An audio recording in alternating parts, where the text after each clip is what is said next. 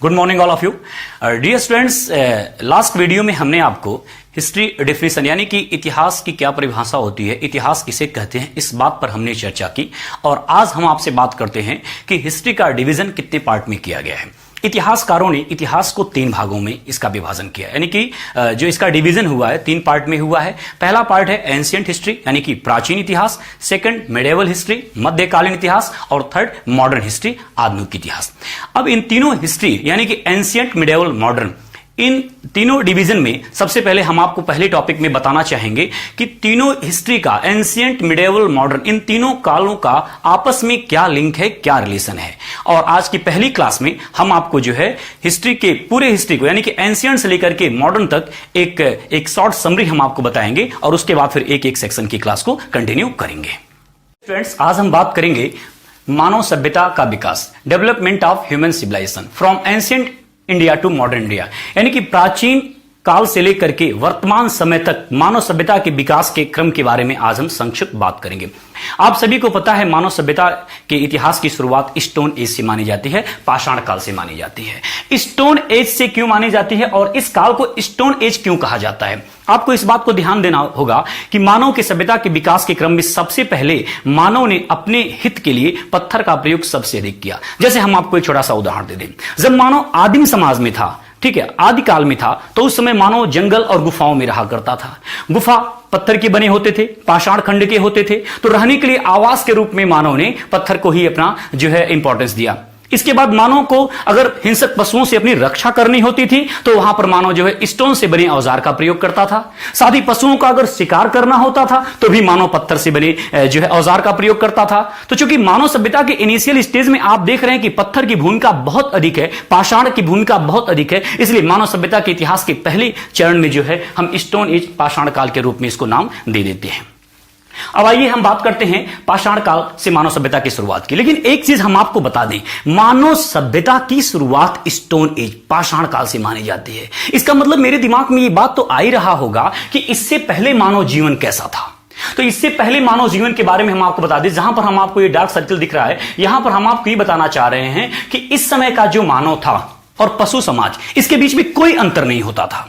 जैसे एक पशु होता है, उसको जब भूख लगती है तभी वो तरह तरह की क्रिया प्रतिक्रिया करता है, वैसे इस समय का जो मानव था, जब उसको जिस चीज की आवश्यकता पड़ती थी तभी वो उस तरह की क्रिया प्रतिक्रिया करता था। जब उसे भूख लगती थी तो अपनी गुफाओं से निकल करके वो जंगल में जाता था, शिकार करता था और शिकार करके फिर जो है अपनी गुफा में वापस लौट आता था। उसके बाद उसके पास और कोई काम नहीं होता था। धीरे धीरे जीवन में चीजें बढ़ती गई और मानो एक चीज हम और आपको बता दें, पशु समाज और मानव समाज में दोनों में बिल्कुल अंतर कर पाना बड़ा मुश्किल था। अगर शारीरिक बनावट की बात करें तो चाहे हम अंतर कर पाते, लेकिन बौद्धिक स्तर पर मानव और पशु में कोई डिफरेंस नहीं था। एक मानव को जब भूख लगा जब जंगल में निकला। एक बार एक छोटी सी कहानी हम आपको बता देते हैं। मानव जंगल में निकला, उसे भूख लगी, उसने शिकार किया, कच्चे मांस को खा लिया, बचे हुए मांस के टुकड़े को उसने फेंक दिया, क्योंकि उसे पता ही नहीं था कि दोबारा उसे भूख लगेगी। यानी कि मानव की मानसिक स्थिति सोचिए, उसे यह भी नहीं पता था कि दोबारा उसे भूख लगेगी। और जब फिर उसे दोबारा भूख लगी, फिर वो शिकार की तलाश में गया, फिर शिकार किया और फिर कच्चे मांस को खा लिया।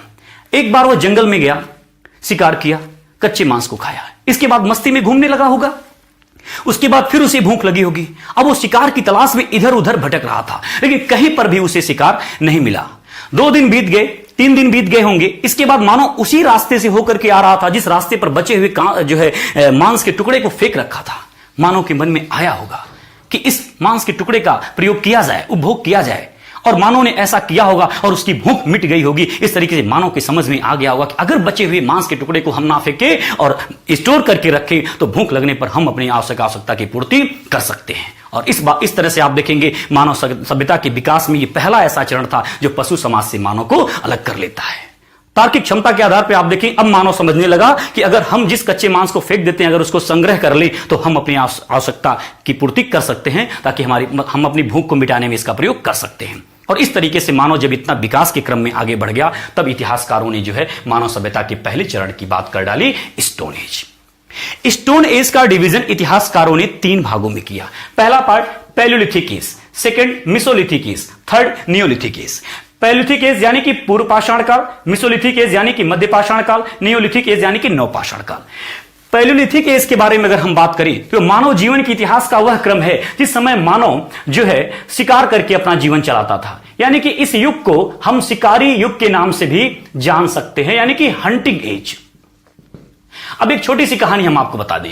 इस युग में मानव शिकार करके अपना जीवन चलाता था। कई बार कई ऐसी घटनाएं हो जाया करती थी कि मानव शिकार करने जाता था और पता चला कि शिकारी हो गया। एक छोटी सी घटना हम आपको बता दें ताकि आपको समझने में ज्यादा आसानी हो। एक बार चुन्नू मुन्नू के पापा शिकार करने गए जंगल में, और चुन्नू मुन्नू की मम्मी स्टोन एज से लेकर के आज तक इंतजार कर रही हैं और अभी तक चुन्नू मुन्नू के पापा नहीं आए। अब आप इस बात को समझ गए होंगे कि चुन्नू मुन्नू के पापा के साथ क्या हुआ होगा। यानी कि गए थे पिया शिकार करने, हो गए शिकार। तो इस तरीके से मानव का जीवन जब आगे चलता रहा, इसी क्रम में हम एक घटना और आपको बता दें। एक बार चुन्नी मुन्नी के पापा शिकार करने जा रहे थे और चुन्नी मुन्नी की मम्मी चुन्नी मुन्नी की पापा के आंखों में देखा और उनके पापा ने उनकी मम्मी की आंखों में देखा। दोनों एक दूसरे की आंखों में देखे। दोनों क्या दिखे? भय। भय दिख रहा था और चुन्नी मुन्नी के पापा इस बात को समझ रहे थे, लेकिन चूंकि उनको आवश्यकता की पूर्ति करनी थी इसलिए वो अपने डर को नहीं दिखा रहे थे।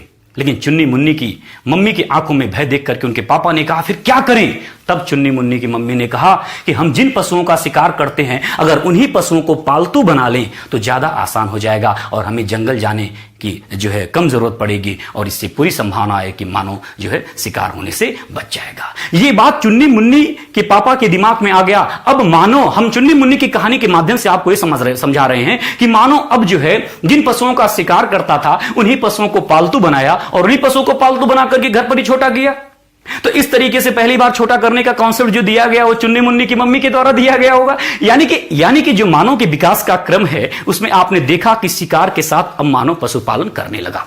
इस बात को आपको बारीकी समझना है। जब मानव ने जिन पशुओं का शिकार किया उनको पालतू बना लिया, यानी कि उन पशुओं को पालतू बना लिया, तब इतिहासकारों ने एक नई लकीर खींच दी और कहा कि मध्य पाषाण काल आ गया, मेसोलिथिक एज आ गया। अब अगर हम मध्य पाषाण काल के लिए मेसोलिथिक एज के लिए किसी शब्द का प्रयोग करें तो हम इसको कह सकते हैं डोमेस्टिकेशन एज, यानी कि पशुपालन। अब साहब एक बात आपको समझना होगा, मानव शिकार से पशुपालन तक आ गया। अब अगर हम पशुओं को पालतू बनाएंगे तो जाहिर सी बात है पशुओं की चारा की जिम्मेदारी हम मानव की होगी। क्योंकि मानव जंगल में था तो पशुओं को पर्याप्त मात्रा में चारा नहीं उपलब्ध हो पा रहा था, इसलिए मानव जो है जंगल से अपने पशुओं के साथ जो है मैदानी क्षेत्रों में निकला और मैदानी क्षेत्रों में उस जगह पर निकला जहां पर जो उसे पर्याप्त मात्रा में चारा मिल सके, हरी भरी घास, और ये वहीं पर संभव हो सकता था जहां पर नदी हो और आसपास के क्षेत्रों में। इस तरीके से मानव अब जंगल से निकल करके मैदानी क्षेत्रों में आया, नदियों के किनारे आया और नदियों के किनारे मानव अपना जीवन व्यतीत करने लगा अपने पशुओं के साथ। लेकिन एक बात आपको सोचने की है, जब मानव जंगल में था तब रहने के लिए उसको तो गुफा वगैरह मिल जाया करता था, लेकिन जब मानव मैदानी क्षेत्र में आएगा तो रहने के लिए मानव को आवास बनाना पड़ेगा। अब ऐसे ही मानव क्या करेगा? अब मानव आवास बनाएगा। पता चला कि जब मानव अपने आवास को बना करके कंप्लीट किया, अपनी झोपड़ी को बना करके पूरा किया रहने के लिए, तब तक पशुओं के चारा खत्म हो चुके होते हैं। तो मानव को फिर वहां से माइग्रेट करना पड़ता है। ऐसे बंजारों का जीवन होता है, स्थायित्व तो नहीं होता है एक स्थान से दूसरे स्थान पर, और इस तरीके से मानव फिर अपने पशुओं के साथ जो है एक स्थान से दूसरे स्थान पर माइग्रेट करेगा। अब ऐसे सिचुएशन में तकलीफ तो होगी ही, क्योंकि आपको पता ही है कि ऋतुएं इतनी होती हैं और हर ऋतु में मानव खुले मैदान में नहीं रह सकता। तो ऐसे में मानव के मन में आएगा कि कुछ ऐसी चीजें हों जिससे उसका जीवन स्थायित्व हो, और वह समय आ ही गया था और मानव समय का उपयोग करते हुए धीरे धीरे अपने पशुओं की सहायता से कृषि कार्य की तरफ आगे बढ़ता है। जैसे ही मानव कृषि कार्य में आगे बढ़ा वैसे ही इतिहासकारों ने एक नई लकीर खींच दी और कहा कि नवपाषाण काल आ गया, यानी कि नियोलिथिक एज। अब हम इस काल के लिए एक शब्द का अगर प्रयोग करना चाहें तो एग्रीकल्चर एज कह सकते हैं, यानी कि कृषि युग। अब मानव कृषि युग में प्रवेश कर चुका था, यानी कि सीधी सी बात है कि स्टोन एज का मानव सबसे पहले शिकारी युग में था, फिर उसके बाद जो है पशुओं को पालतू बनाया और फिर उसके बाद जो है कृषि कार्य करना शुरू कर दिया। अब अगर आपसे कोई पूछे कि स्टोन एज का मानव कैसा था तो सबसे पहले आपको विचार करना होगा कि स्टोन एज के मानव के किस एज की बात की जा रही है। अगर आपसे इंडिविजुअल पूछा जाए पैलियोलिथिक एज तो शिकारी युग की बात करेंगे, मेसोलिथिक एज तो फिर आप पशुपालन की बात करेंगे, नियोलिथिक एज तो आप जो है कृषि की बात करेंगे। लेकिन हां, एक बात जरूर ध्यान रखना आपको, ऐसा नहीं था कि मानव नियोलिथिक एज में सिर्फ कृषि कार्य करता है।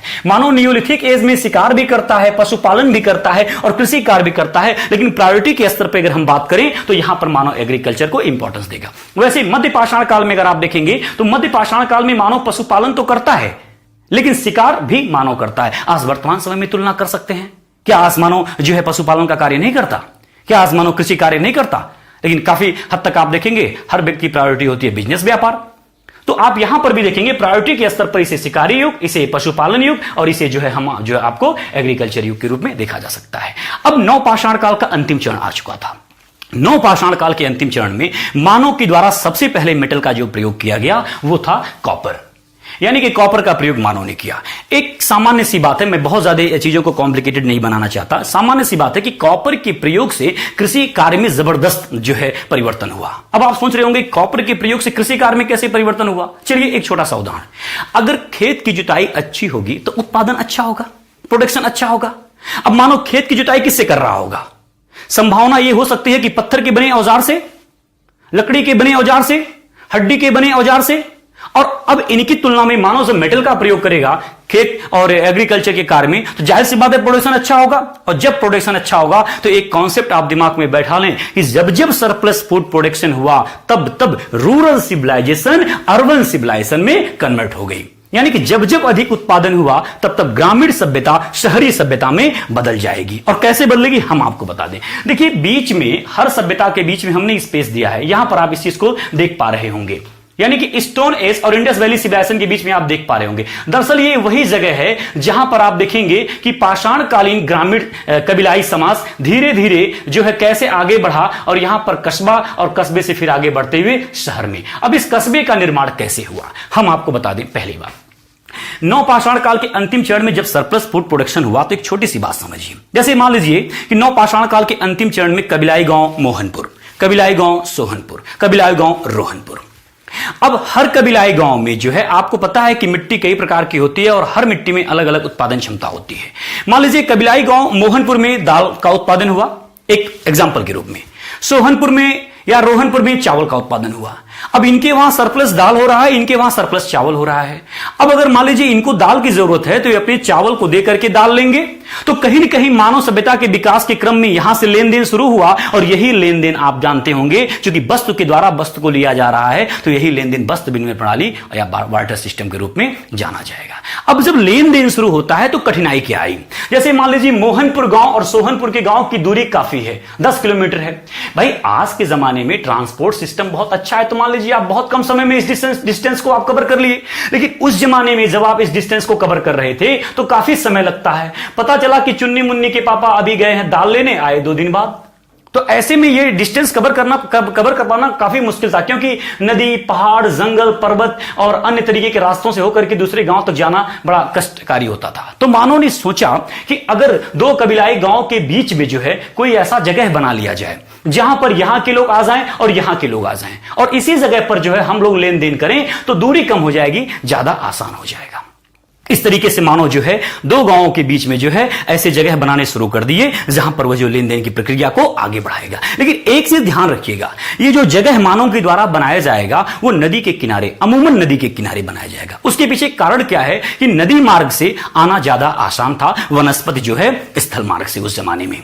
तो नदी मार्ग के आसपास जो है कई ऐसे जगह बन गए और यही जगह लेन देन की प्रक्रिया में धीरे धीरे आगे बढ़ते चले गए और इनका विकास होता गया। यही विकास जो है बाजार के क्रम में देखेंगे और यही बाजार कस्बा बन जाएगा। यानी कि अब हम आपको यहां पर बात करते हैं, ये जो दिख रहा आपको बीच का जगह, यहां पर देखिए ऊपर हमने लिखा है ना चालकोलिथिक कल्चर यानी कि ताम्र पाषाण काल। मतलब कि एक चीज हम आपको यहां पर रोकेंगे, हमने आपको बताया था ना कि मानव यहां पर जो है तांबे का प्रयोग करना शुरू कर दिया। तो तांबे का प्रयोग मानव ने कई कार्यों में किया। तांबे का मानव ने टूल्स भी बनाया, औजार भी बनाया और चूंकि पत्थर के भी औजार बनते थे इसलिए तांबे और पत्थर के जब औजार जिस युग में सबसे ज्यादा बने उस युग को ताम्र पाषाण काल या चालकोलिथिक कल्चर कहा जाता है। और इसी चालकोलिथिक कल्चर में जो है ग्रामीण सभ्यता धीरे धीरे आगे बढ़ती हुई जो है वह कस्बे के रूप में आ गई।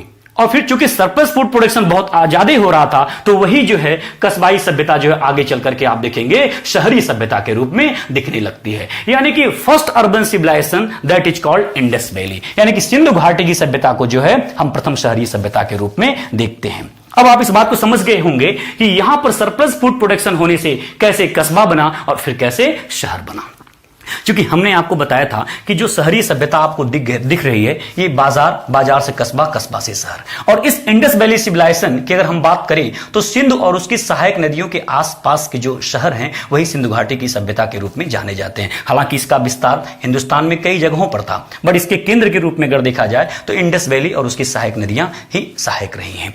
अब आप यहां पर देखेंगे, चूंकि नदी के किनारे इन सभी इस सभ्यता के सभी शहरों का विकास हुआ था, जैसे हड़प्पा, मोहनजोदड़ो, रोपड़, कालीबंगा, लोथल, सुरकोड्डा, इन सारे प्लेस के बारे में आप यहां पर देखेंगे तो आप देखेंगे सबके सब कहीं ना कहीं नदी के किनारे डेवलप हुए हैं। अब इस सभ्यता का जो है आने वाले समय में डिक्लाइन हुआ, पतन हुआ। पतन के रूप में एक छोटा सा उदाहरण हम आपको बता दें, चूंकि आप ज्योग्राफी पढ़ते होंगे, आपको पता है कि रिवर जो है रूट चेंज, नदी अपना मार्ग बदलती रहती है, तो नदी के आसपास जो भी प्लेस होते हैं वो प्रभावित होते हैं। और कई बार आपने देखा होगा कि बाढ़ आने की वजह से जो है आसपास के इलाके परेशान हो जाते हैं और जो है तबाही हो जाती है, डिक्लाइन होने लगता है। तो आप यहां पर देखेंगे कि नदी अपने मार्ग में जब परिवर्तन कर रही थी तो सिंधु घाटी के कई सारे प्लेस जो है पतन की कगार पर जा रहे थे। अभी हाल ही फिलहाल में एक मूवी आई हुई थी जो है मोहनजोदड़ो। मोहनजोदड़ो में आपने देखा होगा कि सिंधु घाटी की सभ्यता के एक शहर मोहनजोदड़ो के पतन को दिखाया गया है, यानी कि रिवर रूट चेंज या बांध के टूट जाने से जो है मोहनजोदड़ो के पतन को दिखाया गया है। लेकिन हां, एक बात आपको ध्यान देना है बारीकी से, किसी भी सभ्यता का पतन ऐसे पूर्ण रूप से नहीं होता है। जैसे जब कभी गांव के आसपास बाढ़ आता है तो आप देखते हो कि गांव प्रभावित होता है, पूरा गांव समाप्त नहीं हो जाता है। अगर कुछ गांव हुए हैं तो उनको छोड़ करके बाकी अमूमन आप देखेंगे प्रभावित होते हैं। तो ऐसे इकोलॉजिकल इम्बैलेंस जो है, पारिस्थितिकी असंतुलन और बाढ़ की वजह से सिंधु घाटी के जो प्लेस थे वो जो है डिक्लाइनेशन जो है पतन के कगार पर जा रहे थे, डिक्लाइन हो रहे थे। इसी समय एक छोटी सी घटना हम आपको बता दें। मैक्स मुलर के अकॉर्डिंग सेंट्रल एशिया से, मध्य एशिया से कुछ जातियों का आक्रमण हुआ। आक्रमण ना करके हम ये बोलेंगे आगमन हुआ। दरअसल ये जाति कबीलाई जाति के रूप में थी और अपने पशुओं के चारा की तलाश में जो है सिंधु और उसके सहायक नदियों के आसपास के क्षेत्रों में बढ़ती चली गई। इस जाति के बारे में हम बता दें, इस जाति का जो जीवन था वो जो है पशुपालन पर आधारित था, लेकिन इसको हम पशुपालक समाज नहीं समझेंगे। बौद्धिक स्तर पे बहुत तेज और शारीरिक स्तर पर ये बहुत मजबूत जाति थी। इनका मुख्य कार्य था पशुपालन और पशुओं के लिए आपस में युद्ध करना। अब आप देखेंगे ये जाति आई और अपने पशुओं के चारा की तलाश में जो है पंजाब के आसपास के क्षेत्रों को जो है कवर कर लिया, क्योंकि इस क्षेत्र में पहले से सिंधु घाटी की सभ्यता थी, ठीक है, लेकिन पतन के कगार पर थी। और इन जातियों के द्वारा जब इसको कवर कर लिया गया तो इन जातियों के द्वारा लगातार जो है इस प्लेस पर अटैक किए गए। पहले से परेशान यह सभ्यता और इस जातियों के द्वारा अटैक करने से जो है और परेशान हो गई। मिलाजुला करके आप देखेंगे सिंधु घाटी की सभ्यता लगभग पतन की कगार पर पहुंच गई। जो लोग बचे या तो वो दक्षिण भारत माइग्रेट कर गए या फिर इन्हीं जातियों के अधीन हो गए। और ये जाति कोई और नहीं बल्कि इस जाति को आर्य जाति के नाम से जानते हैं। और इस आर्य जाति के द्वारा आगे चल करके जिस सभ्यता और संस्कृति का विकास किया गया उसे वैदिक कल्चर के रूप में जानते हैं, यानी कि वैदिक संस्कृति। आर्य का मतलब होता है श्रेष्ठ और एक विशेष प्रकार की भाषा बोलने वाले लोग। अब आपको यहां पर एक बात ध्यान देनी है, क्योंकि इनका जीवन पशुपालक जीवन था तो जाहिर सी बात है ये ग्रामीण समाज में रहे होंगे, जाहिर सी बात है ग्रामीण समाज इनका जीवन रहा होगा। लेकिन अगर इस वैदिक कल्चर को हम दो भागों में बांट दें तो हम आपको बताएंगे कि ये जो समय आपको पहले वाला दिख रहा है, यानी इसे हम अर्ली वैदिक अगर कह दें तो यहां पर मानव फर्स्ट प्रायोरिटी पशुपालन को, सेकंड एग्रीकल्चर को दे रहा था। सेकंड स्टेज में यही बदल जाएगा, फर्स्ट प्रायोरिटी एग्रीकल्चर को, सेकंड डोमेस्टिकेशन यानी कि पशुपालन को। और इसी समय वैदिक काल के अंतिम चरण में आप देखेंगे उत्तर वैदिक काल के लास्ट में लोहे की खोज हो जाती है, आयरन की खोज होती है। और लोहे की खोज से फिर से इतिहास वही दोहराता है कि लोहे की खोज से एक बार फिर से क्रांतिकारी परिवर्तन समाज में हुआ और एक बार फिर सरप्लस फूड प्रोडक्शन हुआ। और पहले इस कॉन्सेप्ट को मैं आपको बता चुका हूं कि जब जब सरप्लस फूड प्रोडक्शन हुआ तब रूरल सिविलाइजेशन अर्बन सिविलाइजेशन में कन्वर्ट हो गई। आइए देखते हैं कि यहां पर कैसे अर्बन सिविलाइजेशन में कन्वर्ट हो रही है।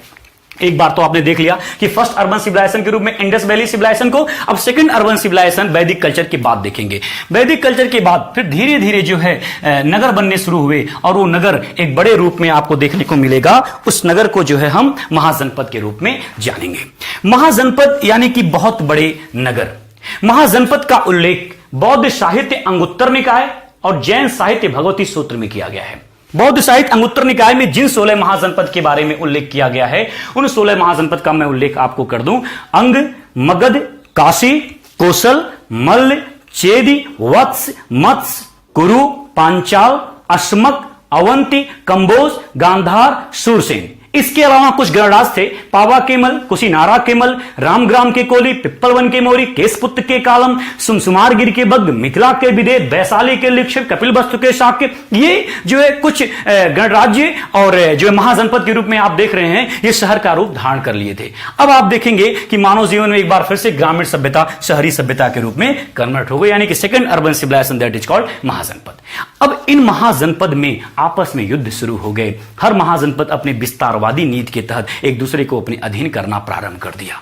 यहां पर आप देखेंगे कि 16 महाजनपद अपने अधीन करने प्रारंभ कर दिए और लास्ट में 4 सुपर महाजनपद बसते हैं, मगध, वत्स, कौशल और अवंती। अंत में मगध महाजनपद ने इन सबको अपने अधिकार में लेकर के पूरे उत्तर, दक्षिण, पूर्व, पश्चिम भारत के कई सारे क्षेत्रों पर अधिकार किया और वर्तमान समय में पटना यानी कि उस समय का पाटलिपुत्र जो है आसपास के क्षेत्रों में एक नए साम्राज्य, एक नए एम्पायर को खड़ा किया। इतिहास में उसे मगध साम्राज्य के नाम से जानते हैं। मगध साम्राज्य में जिस पहले राजनीतिक वंश की शुरुआत मानी गई है इतिहास में सोर्स के अकॉर्डिंग, वह हर्यक वंश है। हर्यक वंश के बाद शिशुनाग वंश, शिशुनाग वंश के बाद नंद वंश, नंद वंश के बाद मौर्य वंश, फिर शुंग वंश, कण्व वंश, सातवाहन वंश, चेदी वंश, कलचुरी वंश, तरह तरह के जो है क्षत्रिय राजवंश के इतिहास को हम आप देखेंगे यहां पर, और इनका क्रमिक विकास हुआ।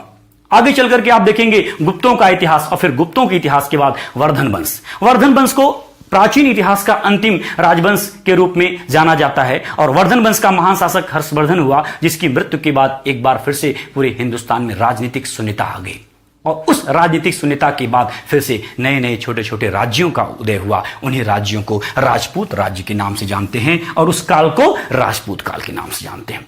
जिस समय राजपूत काल, राजपूत राज्यों का अभ्युदय हुआ, उसी समय आप देखेंगे अरब से हिंदुस्तान में इस्लाम का आगमन हुआ। मैं बहुत डिटेल में यहां पर बात नहीं करूंगा क्योंकि हमने आपको पहले ही बताया था कि संक्षिप्त में हमें बात करनी है।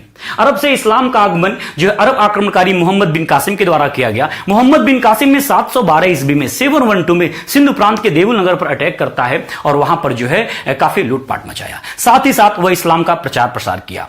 और इस चीज को आपको ध्यान रखना है कि मेन जो उद्देश्य था मोहम्मद बिन कासिम का, वह था प्रोपगेशन ऑफ इस्लाम, इस्लाम का प्रचार प्रसार करना। इस तरीके से इस्लाम का आगमन हुआ और इसी क्रम में मोहम्मद बिन कासिम के बाद जो है अरब के आक्रमण के बाद हिंदुस्तान पर तुर्कों का आक्रमण हुआ। तुर्क आक्रमण में आप देखेंगे सुबुक्तगीन का आक्रमण होता है। सुबुक्तगीन के बाद 997 में उसका पुत्र गजनी के सिंहासन पर बैठा। इतिहास में इसे महमूद गजनवी के नाम से जानते हैं। वह पहला शासक था, इसने सुल्तान की उपाधि धारण की। महमूद गजनवी 1000 से लेकर के 1027 के बीच में हिंदुस्तान को 17 बार लूटा और हिंदुस्तान को लूटता रहा और हिंदुस्तान लुटाता रहा। यह प्रक्रिया चलती रही और इधर महमूद गजनवी हिंदुस्तान को लूटता रहा और हिंदुस्तान लुटाता रहा। उधर महमूद गजनवी के राज्य क्षेत्र को लूटने वाला एक और जो है शासक पैदा हो चुका था। वह कोई और नहीं बल्कि गोर कबीले का सरदार मोहम्मद गोरी था।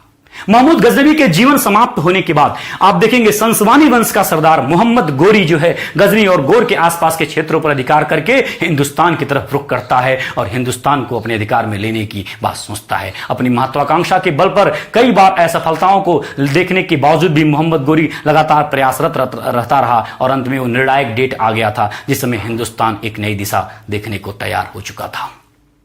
यहां पर आपसी कलह, आपसी झगड़े ने हिंदुस्तान को एक नई दिशा दिखाने के लिए तैयारी कर चुकी थी और वह डेट कोई और नहीं था, वह डेट था 1191-92। पहले हम 1191 की बात कर लें। 1191 की अगर हम बात करें तो 1191 में जो है दिल्ली के शासक पृथ्वीराज चौहान का जो है मुकाबला मोहम्मद गोरी से फर्स्ट बैटल ऑफ तराइन यानी कि तराइन के मैदान में होता है। यहां पर पृथ्वीराज चौहान ने तो मोहम्मद गोरी को पराजित कर दिया, लेकिन राजपूतों की आपसी वैमनस्यता की वजह से मोहम्मद गोरी इस लाभ को आगे उठाना चाहेगा और उठा लिया। ज्यादा नहीं, कुछ ही महीनों के अंतर में 1192 में उसी मैदान में, जिस मैदान में पृथ्वीराज चौहान से पराजित हुआ था, उसी मैदान में फिर से आ डटा और 1192 की वह घटना हिंदुस्तान की इतिहास बदल के रख दी और इस युद्ध में पृथ्वीराज चौहान पराजित हुए। पराजय के बाद क्या हुआ उस पर हम आगे व्याख्या करेंगे। हम यहां पर बता दें कि 1192 में दिल्ली पर मोहम्मद गोरी का अधिकार हुआ और ठीक 2 साल बाद जिस मोहम्मद गोरी का सहयोग जो है कन्नौज का शासक जयचंद ने किया था, उसी जयचंद को जो है 1194 में चंदावर के युद्ध में जो है पराजित करके कन्नौज को अपने अधिकार में कर लिया और इस तरीके से पूरे उत्तर भारत पर जो है मोहम्मद गोरी का अधिकार होता है और हिंदुस्तान में प्रथम मुस्लिम राज्य की स्थापना होती है, प्रथम तुर्क राज्य की स्थापना होती है। लेकिन मोहम्मद गोरी को हिंदुस्तान पर शासन करना नहीं लिखा था। 1194 में उसके जो है देश उसके अपने जो है राज्य क्षेत्र में आपसी कलह की वजह से कई तरह के राजनीतिक परिवर्तन की वजह से मोहम्मद गोरी को अपने देश वापस जाना पड़ा। लेकिन हिंदुस्तान में 1205 ईस्वी में खोखरों ने विद्रोह कर दिया और खोखरों को रिवोल्ट को सप्रेस करने के लिए, दबाने के लिए एक बार फिर मोहम्मद गोरी हिंदुस्तान आया और 1205 में मोहम्मद गोरी ने इन विद्रोह को दबा करके अपने वतन वापस जा ही रहा था कि 1206 ईस्वी में मोहम्मद गोरी की हत्या कर दी गई। मोहम्मद गोरी की हत्या किसने की, इस बात को कहना बड़ा मुश्किल है और इतिहासकार अनुमान भी नहीं लगा सकते हैं क्योंकि कोई विशेष सोर्स नहीं प्रमाणित हो पाता। फिर भी ऐसा माना जाता है कि मोहम्मद गोरी की गुलामों में से किसी एक ने इसकी हत्या की। हालांकि मोहम्मद गोरी के गुलामों की बात की जाए तो उसके प्रमुख गुलामों में यल्दूज, कुबाचा, बख्तियार खिलजी और कुतुबुद्दीन ऐबक का नाम लिया जाता है। और उसकी हत्या में कुतुबुद्दीन ऐबक को कुछ इतिहासकार कुतुबुद्दीन ऐबक को मानते हैं, लेकिन ठीक से कहना उचित नहीं होगा। जो भी है, मोहम्मद गोरी की मृत्यु के बाद उसके 4 गुलाम बड़े बने और उन गुलामों में कुतुबुद्दीन ऐबक ने दिल्ली और पंजाब के आसपास के क्षेत्रों में अधिकार करके उत्तर भारत में एक नई शासन व्यवस्था की शुरुआत की। इसे दिल्ली सल्तनत के नाम से जाना जाता है। दिल्ली सल्तनत में 5 प्रमुख राजवंशों ने शासन किया। गुलाम वंश के बाद खिलजी वंश, तुगलक वंश, सैयद वंश और लोधी वंश। जिस समय लोधी वंश का अंतिम शासक इब्राहिम लोधी दिल्ली पर शासन कर रहा था, उसी समय फरगना का आक्रमणकारी अपनी महत्वाकांक्षाओं को विस्तार देते हुए दिल्ली की तरफ आगे बढ़ा और 1526 ईस्वी का वो दिन जो है 1526 ईस्वी का वह दिन, जिस दिन जो है पानीपत के मैदान में जो है उस व्यक्ति ने इब्राहिम लोधी को पराजित किया और वह कोई और नहीं, उस व्यक्ति को इतिहास में जहीरुद्दीन मोहम्मद बाबर के नाम से जानते हैं। जहीरुद्दीन मोहम्मद बाबर ने पानीपत के प्रथम युद्ध में इब्राहिम लोधी को पराजित करके उत्तर भारत में एक नई शासन व्यवस्था की शुरुआत की। इतिहास उसे मुगल साम्राज्य के नाम से जाना गया।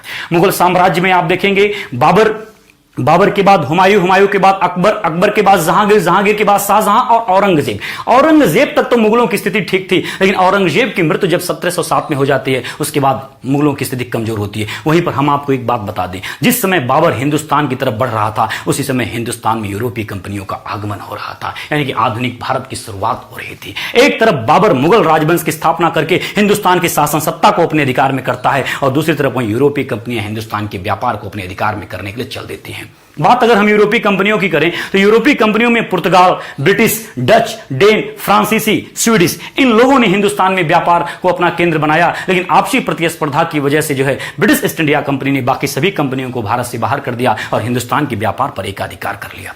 एक तरफ कंपनी का हिंदुस्तान के व्यापार पर एकाधिकार और दूसरी तरफ 1707 में औरंगजेब की मृत्यु के बाद मुगलों की स्थिति में डिक्लाइन देखा गया, पतन देखा गया और अंत में आप देखेंगे अपने व्यापारिक हितों को ध्यान में रखते हुए कंपनी भारत के राजनीतिक स्थिति में हस्तक्षेप करना शुरू कर दिया और मुगलों की कमजोर स्थिति का लाभ उठा करके हिंदुस्तान पर जो है अधिकार कर लिया। कंपनी का शासन 1857 तक चलता रहा, लेकिन 1857 के रिवोल्ट के बाद ब्रिटिश पार्लियामेंट है, ब्रिटिश के लोग हैं, वो परेशान हो गए। उन्होंने देखा कि 1857 के रिवोल्ट से हिंदुस्तान उनके हाथ से निकलने वाला था और ऐसी स्थिति में, जिस स्थिति में इंडस्ट्रियल रिवॉल्यूशन चल रहा है लंदन में, इंडस्ट्रियल रिवॉल्यूशन चल रहा है यूरोप में, ऐसे में बना बनाया मार्केट अगर उनके हाथ से निकल जाता तो ये बहुत बड़ा क्षति होता। इसमें आप देखेंगे कि 1857 की क्रांति के बाद एक नया कानून बना, एक नया एक्ट बना। उस एक्ट को गवर्नमेंट ऑफ इंडिया एक्ट 1858 के नाम से जाना जाता है और government of India act Bharat शासन अधिनियम 1858 के बाद जो है कंपनी के शासन को समाप्त किया गया और ब्रिटिश क्राउन का शासन प्रारंभ हो गया, यानी कि company rule ended, crown rule began. और हिंदुस्तान में जो कंपनी का मेन होता था गवर्नर जनरल, उसको प्रतिनिधि के रूप में देखा जाएगा और governor general take title viceroy according to government of India 1858। उस समय गवर्नर जनरल लॉर्ड कैनिंग था और वह ब्रिटिश भारत का पहला वायसराय बना। इस तरीके से आप देखेंगे कि सीधे जो है लंदन से हिंदुस्तान में शासन शुरू हुआ भारत शासन अधिनियम 1858 के बाद और यह 1947 तक चला। बाद में हमारे देश के जो है लोगों ने, हमारे देश के महान लोगों ने हमें इस दास्ता से मुक्त कराया। तो इस तरीके से आपने देखा कि कैसे हम जंगल से बाहर निकले और कैसे वर्तमान समय तक आए। संक्षिप्त में अगर हम आपको एक बात बोल दें तो स्टोन एज से लेकर के वैदिक कल्चर तक का जो इतिहास है, यह मानव के सभ्यता और संस्कृति का इतिहास है। वहीं पर महाजनपद से लेकर के वर्तमान समय तक का जो इतिहास है वह मानव जीवन के राजनीतिक कैरियर को दिखाता है, मानव जीवन की राजनीतिक महत्वाकांक्षा को दिखाता है। और इस तरीके से आप देखेंगे कि मानव यहां पर अगर पहनना सीख रहा है तो यहां पर पहनाना सीख रहा है। बहुत बहुत धन्यवाद।